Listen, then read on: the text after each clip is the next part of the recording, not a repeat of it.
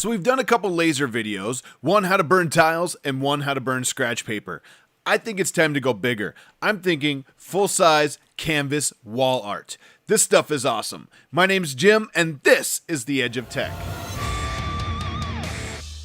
We've done a couple videos, one on how to burn some awesome tiles and get your magic numbers, and the second one on how to burn some scratch paper. And I really love the scratch paper. This is that silver scratch paper we saw in the last video. But today, it's time to step it up a little. We're going to take something that we've burned on the tile like this, and we're going to supersize it and make it a 10 by 10 canvas that we can hang right on the wall when we're done. This is a classic Lord of the Rings scene, and if you know what it is, drop it in the comments below.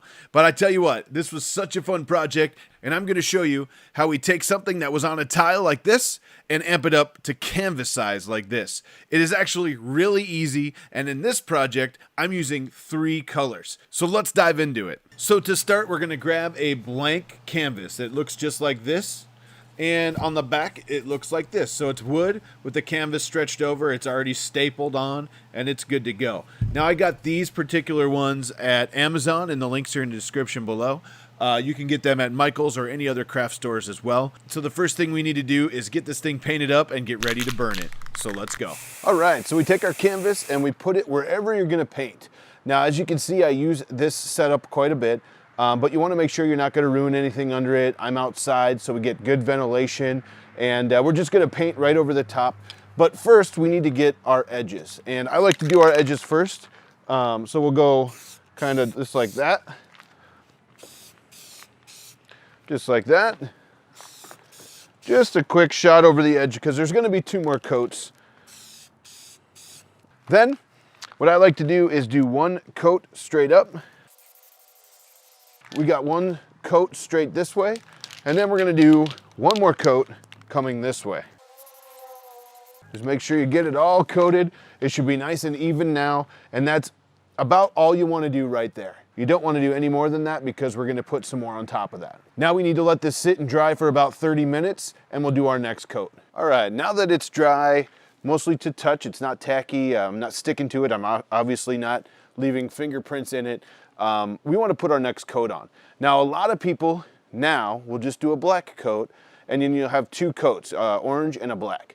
In this case, this is a special piece. This is actually a commission for a friend of mine, and I'm going to do 3 coats. So we're going to do 3 total colors. The next one is going to be red. So we want to do the same thing we did with the orange, but with the red color now. So I'm using the Rust-Oleum 2X Painter's Touch. This is the apple red, it's a gloss. There's a ton of different paints out there. Use whatever works for you. But now I'm gonna do the edges, just like we did. I'm gonna go around just like we did the first time. Get all those edges. So this is why it wasn't important that it was 100% covered, because you don't wanna go too thick on those edges or it'll run. So now you have your edges done. We're gonna do the same thing, but I'm gonna do it backwards. I'm actually gonna go this way first and then come up this way. So it really doesn't matter which way you paint, as long as you remember to paint the same way every single time. All right, so now we got our red on there. Now we got to let this coat dry for another 30 minutes or so it's not tacky anymore, and then we're going to put our black coat over the top. This is actually a glare from the light here, so it's not a light spot. Okay, now the red layer's dry, it's time to put on our gloss black. Now this is the same style paint, Rust-Oleum Painter's Touch 2X. This is the gloss black. We're going to do the same thing all the way around the edges, once this way, once that way, and then we're done. We need to let this dry for 24 hours before we can burn it. Unless you have a heat gun, then you can actually heat each layer, and this goes so much faster. You could probably do it 5 minutes between layers if you have a heat gun, and you'd be ready to burn in about 20 minutes. So that's a fun little trick. In this case, we're actually just gonna paint it and let it sit, and here we go.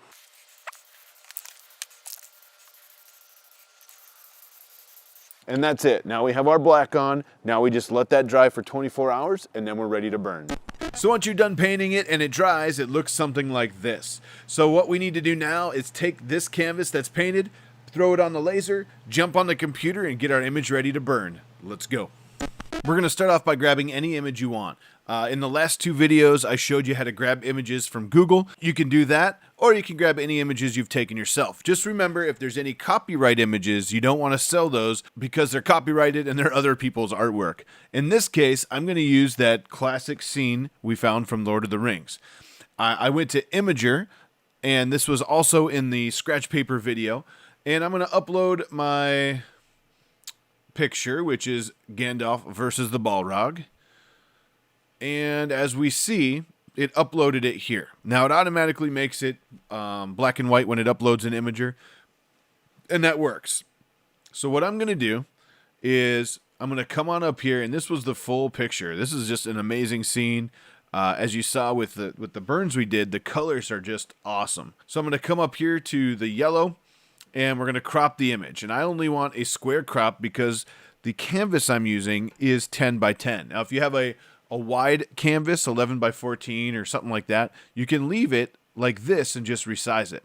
In my case, it's only 10 by 10, so I really need to resize this thing. Now, while I really like the sword he's using, the whip was really featured in the film, and that's kind of what I wanted to feature.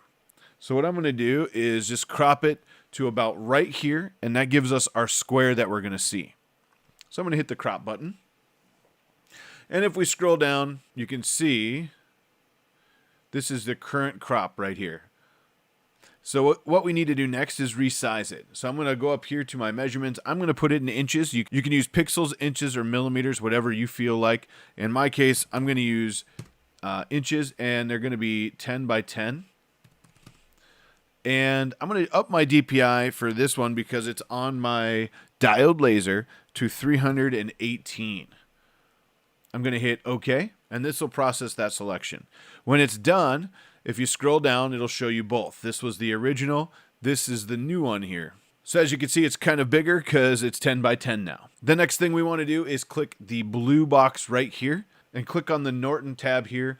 And we're going to scroll down to Norton White Tile Painted Black. Now, we used this in the last one as well. The reason is because basically it's a white canvas and it's going to be painted. So we're going to choose White Tile Painted Black. We're going to hit OK. And it should, if we scroll down, give us our new image.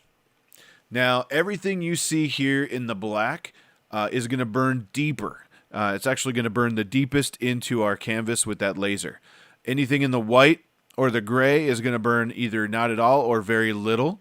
And so this is where those magic numbers come in, because anything in the black, you want to really make sure that's the color you want in your tile as far as the deepest color. Meaning that if it's really red or orange you want to look at the tile we did in the magic numbers video and pick out the number that you want the most, which is what these black areas are going to be. So if it's a 15% or a 20%, that's what you want to use. But now we have our image here. The next thing we do, just like the last video, is we're going to save it. So we're going to go here. We're going to download as a PNG. Click the X's on the ads, and it actually starts downloading here. So you only have to click them once. Apparently, I just did it 3 times. When we are done with that, we want to click outside, and we want to click this last icon here, which deletes and reloads the screen. So it deletes that image from the server and reloads the screen. At this point, we can close Imager and open Lightburn. Now that we have Lightburn open, we want to make sure we are connected to our laser. And we want to open the picture by going to the little icon right here. And scroll down and find the picture you saved. In our case, we saved it in downloads, and we saved it a bunch of times. So I'm going to click that last one there.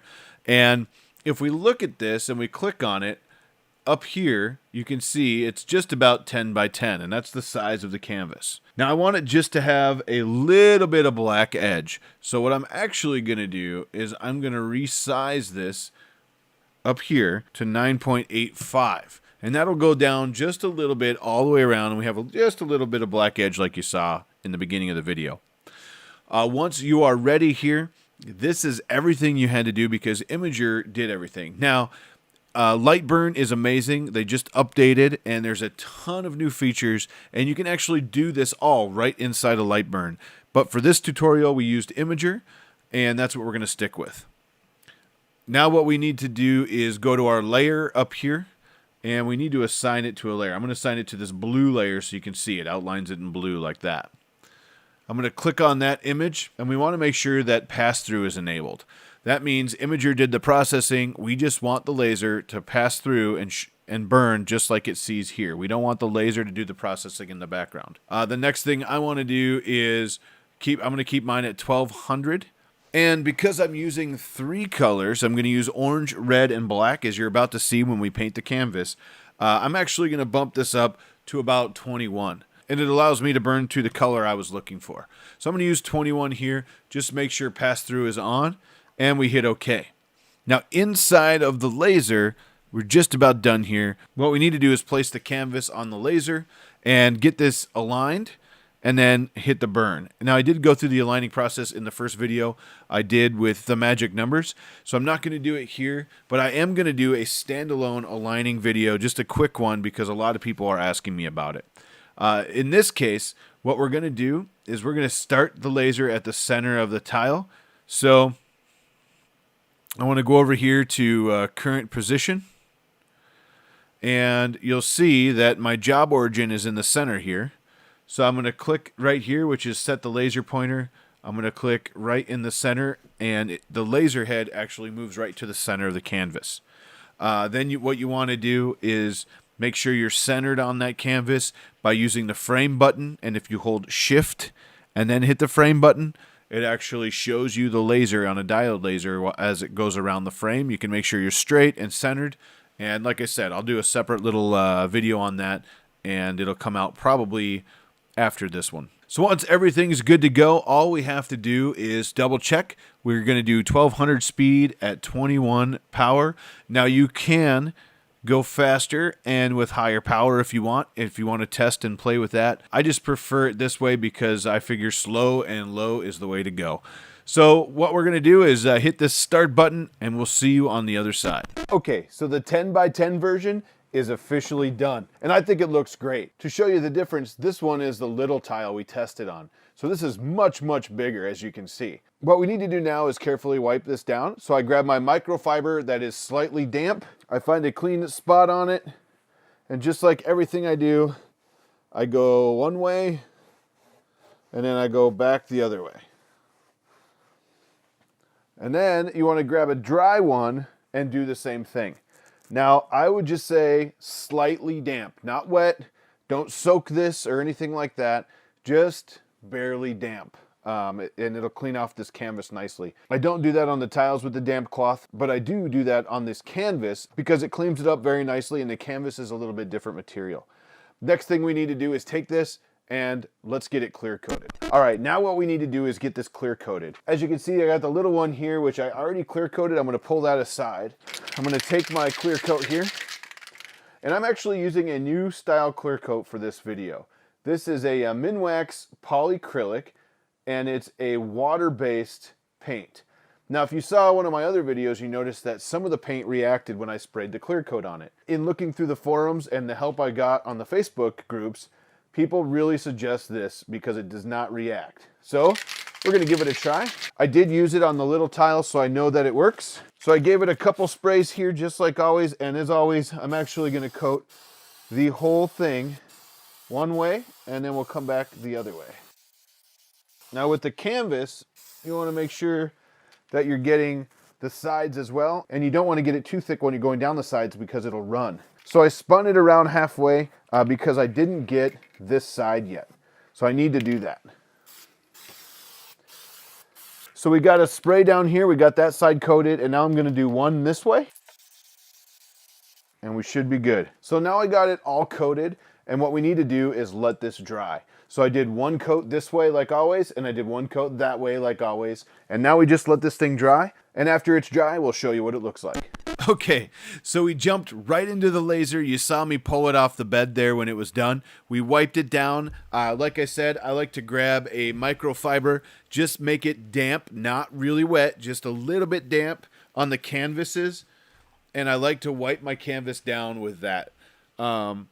and then take the dry side and wipe it down. Make sure all that soot is off there. On the canvas, I found it's actually a lot less soot than on the little tiles. I'm not sure why that is. I'm not sure if it's the canvas or what, but the little tiles, in my experience, actually have a lot more soot when you wipe it off. Then you saw me clear coat it with that new clear coat I'm using. It's water based, and I really like that. So I actually used it on this tile. As you can see, I could have done a couple more layers to make it thick, but I really liked how it came out. The shine looks great. It did not react with the paint, which is amazing. Since that worked, because that was my test tile, I actually used it on the canvas, as you can see here. I really love this scene. I really loved how this came out. If I'm looking at this in person, I probably would go a little less percentage on the burn next time to leave a little more black in here. But as you can see, it really came out well. You see all of the different shading and the red and the whip here, and Gandalf and the Balrog. He came out so good. Now all we really have to do is walk in the house, find where we want to put this, hang it right on a nail or whatever you want, because it will hang on the back of your canvas. One thing I really like these canvases is because they have this lip here, and it just holds so well. All you have to do is do a little screw, a little nail, and then pop it right onto it on the wall, and it'll hang there for you. So one thing you did not see was a time lapse of this burn, and that was my fault because I accidentally shut the camera off before I saved it. But while I'm talking right now, I'm actually playing a quick time lapse of the little burn, and you should see how it all went on the little tile. And that's exactly how it went on the big tile. It just took much longer. With this, there's a ton of things you can do. I did this one right here. You might recognize it from Harry Potter. And I just did the same thing. This is just a white canvas. I painted it black. All I did was laser out the words in the center. And I can hang this up in my son's Harry Potter room. You can do any colors you want. And if you're not a good drawer or artist like me, this is such an easy way to do art. I mean, it's so much fun that you can just take these, burn them on your laser, and hang them on a wall. And they're great for presents. They're great to give people. You can sell them if you want to sell them. Just be careful of the copyright material. I don't want to get in trouble there. But I tell you what, it is so much fun using these little lasers. I'm using the Ortur Laser Master 2, and my version is the 20 watt, which is really about 5.5 laser watts. But I really love this laser. It's doing such a great job. And I tell you, when you look at this with the 3 colors, the detail that comes out of these little lasers is it's just awesome. Well, I really hope you guys take this and make some really cool stuff on the canvas. You can get all different sizes of canvas. Just make sure they fit inside your laser dimensions. If it's too long, remember, you can raise your laser up and slide it under. That's really cool. And as long as it fits within your laser, the possibilities are really endless. I tell you what, I had a great time making this video. I hope you guys loved it. I hope you loved Gandalf and the Balrog. This is actually going out to a friend of mine. I really hope he loves it when he gets it. He hasn't even seen it yet, so surprise if you're watching this. But I hope you learned something, and as always, keep printing. Hey everybody, I hope you guys loved that video. Give me that thumbs up if you did. Hit that subscribe button right here and the little bell if you want to get notified anytime we go live on Monday nights for Hot Makes or any other time a new video comes out. I really appreciate you guys watching. Did you guys see this one?